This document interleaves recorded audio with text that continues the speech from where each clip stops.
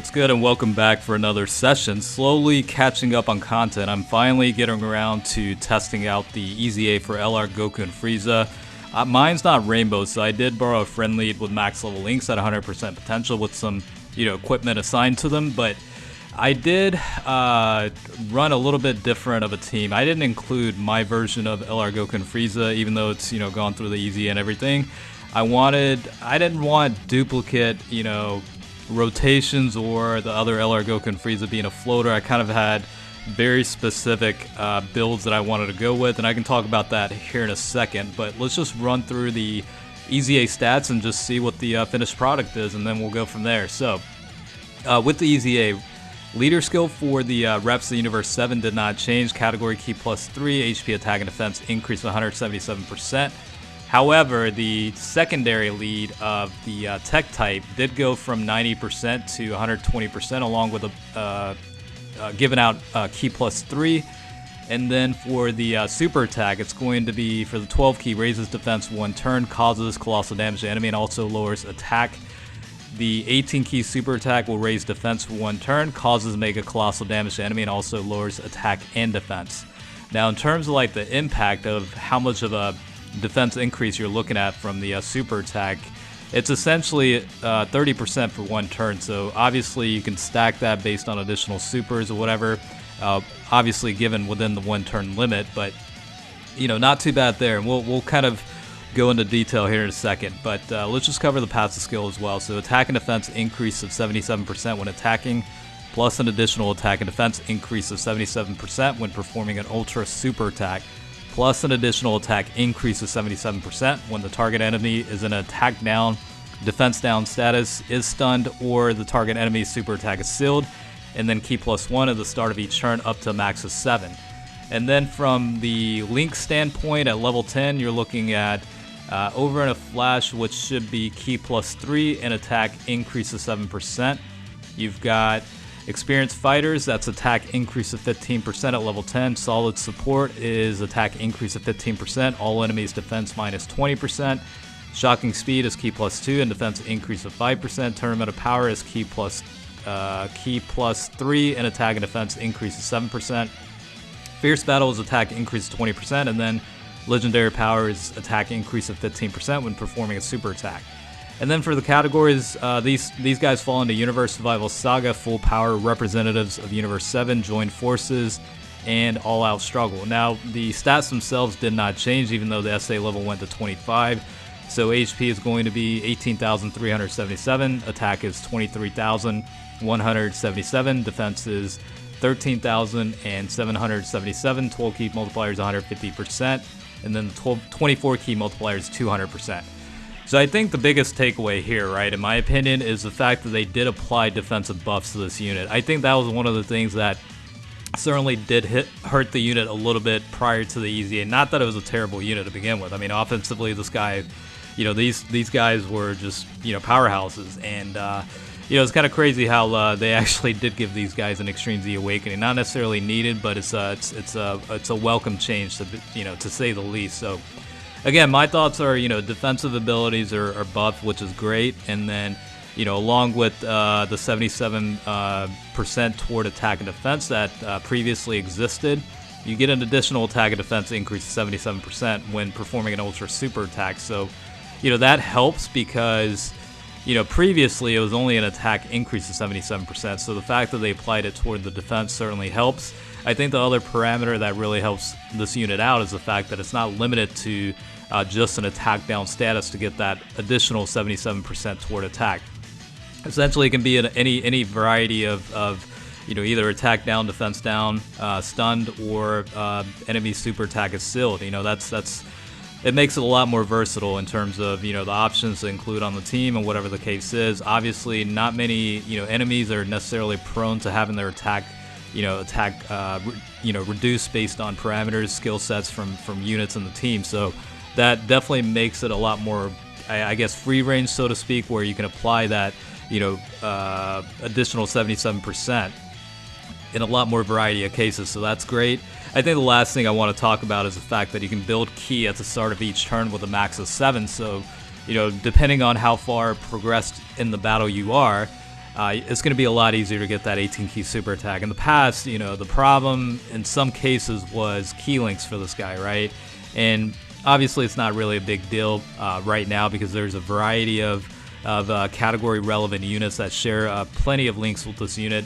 You'll notice that for a lot of cases here, LR Goku and Frieza is linked up with the EZA Tech, Master Roshi, and Tien, just because of the skill sets they bring in, and they're you know, very good support units for the Universe 7 category as well. And the units themselves, you know, they're pretty decent from an offense and defense standpoint. So, you know, not necessarily a bad idea to link them up with the Goku and Frieza. And then you do see, you know, other units in the rotation. Like I think I threw in the LR Android 17, aka the Universe 7 squad.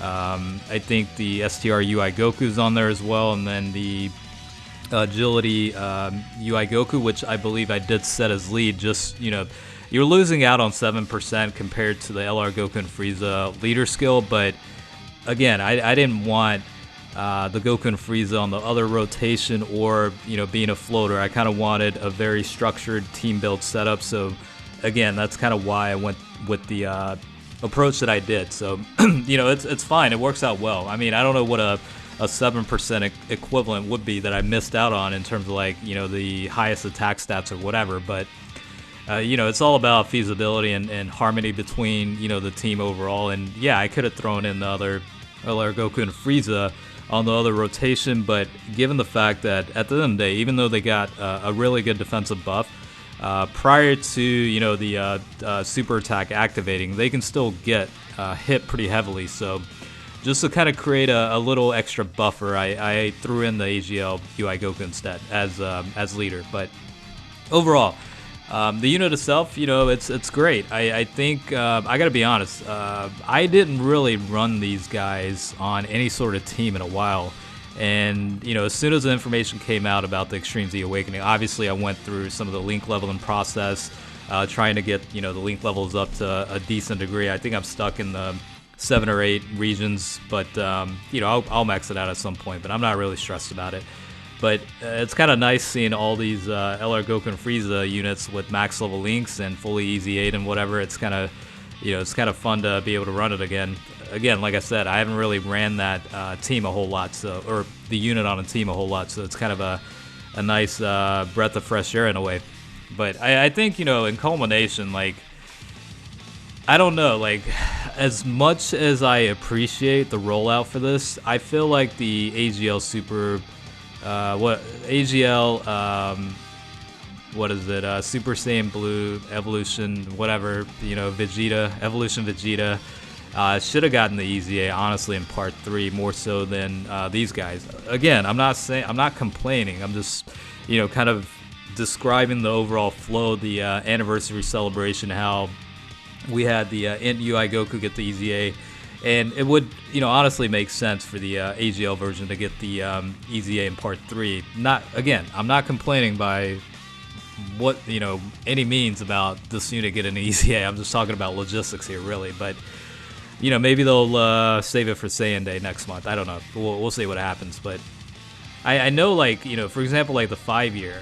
And this is a little bit different, though, because Global actually ended up getting the EZA for the AGL Rose first before it came to JP, and then JP had the 5-year, and then had LR Rose as Part 2, you know, during the Legendary Banner, and then Part 3, I think, or around that region is when the AGL version got the EZA. Maybe I'm like completely missing the mark here. My memory's a little bit hazy, but I thought it was around the same time when it got it. I know in Part 3 we got the EZA for the LR Goku Black / Zamasu unit, but I almost feel like, I don't know, maybe I'm just completely missing the mark here. My timeline of perspectives is probably all out of whack, so I don't know. You're probably going to correct me in the comment section, but, you know, whatever. So, I don't know. If I made a mistake, my bad, but I guess, like, the point I was getting at is if what I was saying was correct, it would just kind of make logical sense. You know, they roll out the new LR with the Evolution Vegeta, and then, you know, for consolidation, or not consolidation, I'm still in work mode, for consolation purposes, you know, for those that didn't pick up the LR Rose, they could have still used the EZA AGL version as a good backup or secondary option, I guess. But that was my whole point. I kind of went off on a tangent there, but back to Goku and Frieza. I mean, yeah, these guys fit just fine on any of the teams. I think they're gonna still struggle a little bit in like the tougher event settings. Maybe I haven't really tested it out on the Gods of Destruction Assemble event or Extreme Super Battle Road or any of that sort of stuff. Maybe I'll go into the weekend and kind of test it out, see how it plays out. But yeah, it'll be interesting to see. And the whole reason why I threw in the first part of the video where it's against the Cell Saga androids and whatever is because that's one of the events where you can consistently drop the enemy's attack. So in order to get the full not active skill, but the passive skill fully implemented for LR Goku and Frieza, I did decide to choose that. And then the second half, it's kind of like a variety of units that are immune to attack being reduced, and just seeing how the overall stats work in cases you don't get that extra 77%. So I did make it in a almost a little bit of a flow where you kind of see different varieties of scenarios. So hopefully you kind of found that helpful and kind of know what to expect, especially if you're a global player watching this. But yeah, I mean, in summary, these guys are great. The EZA fully, first summonable LR to get an EZA, so that's a pretty big deal. So, we'll see how things play out going forward. But for the time being, hopefully you guys enjoyed the video. As always, I do appreciate each and every one of you checking out each of my videos. And then, until next time, I've got more content. So, certainly stay tuned. And yeah, I'll catch you guys then. All right, peace out.